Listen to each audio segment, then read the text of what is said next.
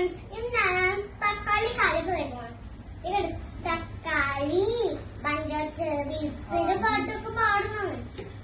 രണ്ട് തക്കാളി തക്കാളി മുളകാണിത്.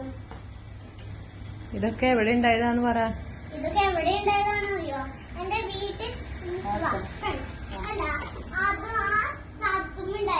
ആരൊക്കെയാണ് നട്ടത് എന്നൊക്കെ പറയാ. ആരൊക്കെ വെള്ളം ആരാണ് മണിച്ചേച്ചി? എവിടെ കാണിച്ചു തരൂ. ആ എന്റെ അമ്മയുണ്ട്.